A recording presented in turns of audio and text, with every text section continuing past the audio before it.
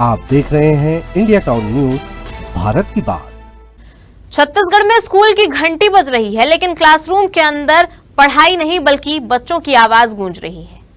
कहीं बच्चे टीचर की कमी से परेशान होकर सड़क पर बैठ रहे हैं, तो कहीं खराब खाने और हॉस्टल की बदइंतजामी के खिलाफ चक्का जाम कर रहे हैं। कहीं प्रिंसिपल को हटाने की मांग है, तो कहीं वार्डन पर गंभीर आरोप लगे हैं।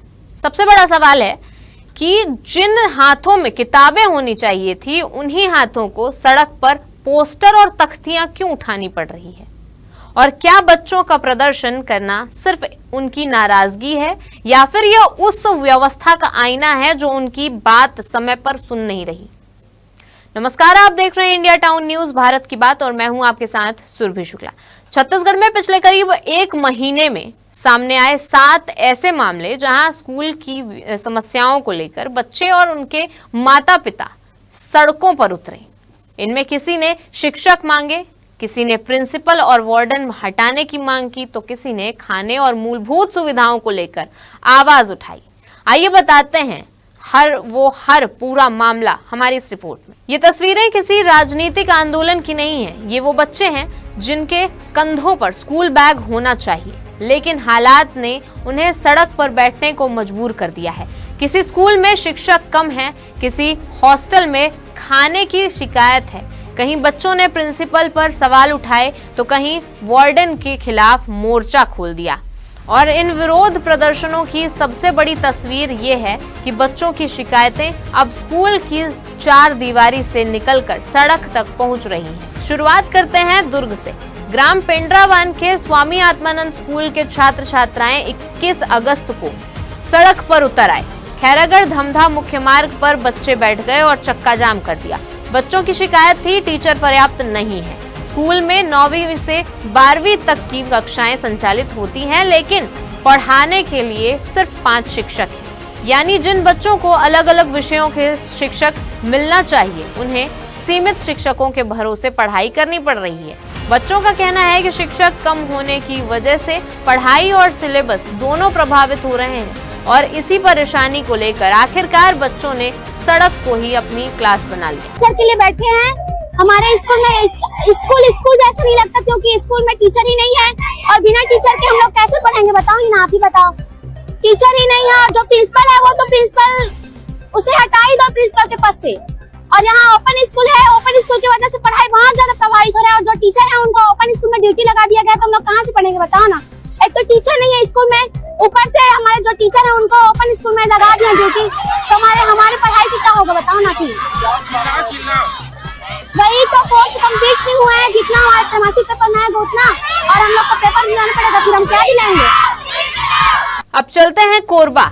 छुरी के एकलव्य आवासीय विद्यालय के बच्चे एक बार नहीं बल्कि 2 बार प्रदर्शन कर चुके हैं। 13 अगस्त को बच्चों ने पढ़ाई छोड़कर कोरबा कटघोरा मुख्य मार्ग पर चक्का जाम किया। मांग थी प्रिंसिपल और छात्रावास अधीक्षक को हटाया जाए। बच्चों ने आरोप लगाया कि शिकायत करने पर प्रिंसिपल उन्हें डांटते हैं। इसके साथ ही हॉस्टल में मिलने वाले खाने की गुणवत्ता और मूलभूत सुविधाओं को लेकर भी शिकायतें सामने आई।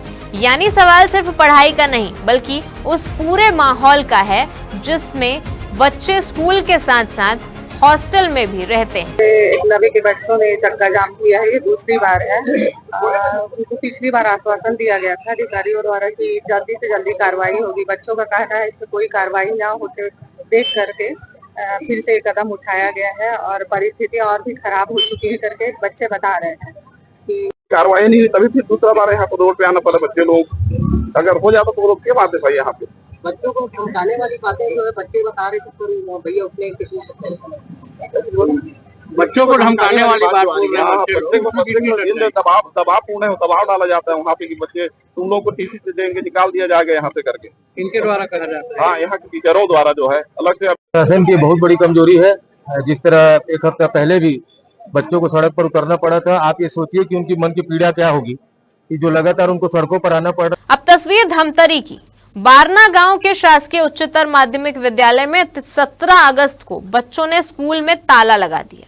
बारिश हो रही थी, लेकिन बच्चे छाता और रेनकोट लेकर स्कूल के गेट के सामने धरने पर बैठे रहे। करीब 5 घंटे तक प्रदर्शन चला। बच्चों और अभिभावकों की शिकायत फिर वही, शिक्षकों की कमी। 9वीं से 12वीं तक करीब 175 बच्चे पढ़ते हैं, लेकिन उनके लिए केवल 5 शिक्षक उपलब्ध बताए गए। प्रदर्शन के दौरान डीईओ और बीईओ के खिलाफ नारे भी लगाए गए। सोचिए, जिस समय बच्चे क्लासरूम में बैठकर पढ़ने चाहिए थे, उस समय वो बारिश में स्कूल के बाहर अपनी शिक्षा व्यवस्था के लिए आवाज उठा रहे। सारंगढ़ बिलाईगढ़ में मामला थोड़ा अलग था। यहाँ विवाद स्कूल की पढ़ाई से ज्यादा स्कूल तक पहुँचने वाली सड़क को लेकर था। 19 अगस्त को बालपुर गांव में ग्रामीणों ने खराब सड़क के विरोध में प्रदर्शन किया। स्कूल के गेट पर ताला लगा दिया गया। सुबह जब बच्चे स्कूल पहुंचे तो गेट बंद मिला। बच्चे इंतजार करते रहे और फिर वे भी प्रदर्शन में शामिल हो गए। यानी सड़क की समस्या का असर सीधे स्कूल तक पहुंच गया। इस मामले में प्रशासन ने कार्रवाई भी की।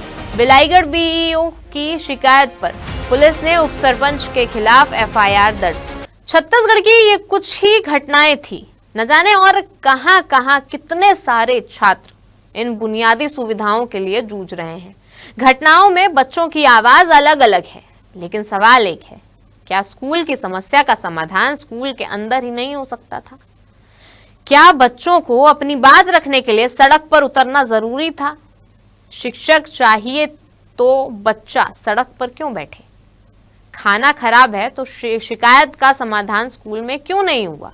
और अगर किसी बच्चे के साथ दुर्व्यवहार का आरोप है तो कार्रवाई के लिए प्रदर्शन का इंतजार क्यों किया जाता है? क्योंकि ये सिर्फ आज की खबर नहीं है, ये उन बच्चों की कहानी है जो कल इस प्रदेश का भविष्य बनने वाले हैं। उनके हाथों में किताबें रहे, उनकी आवाज सुनी जाए और उनकी समस्याओं का समाधान सड़क पर नहीं, स्कूल की व्यवस्था के अंदर हो। शायद यही इन प्रदर्शनों का सबसे बड़ा संदेश है। फिलहाल के लिए इस रिपोर्ट में इतना ही। अब मुझे दीजिए इजाजत और आप देखते रहिए इंडिया टाउन न्यूज, भारत की बात। नमस्कार। आप देख रहे हैं इंडिया टाउन न्यूज, भारत की बात।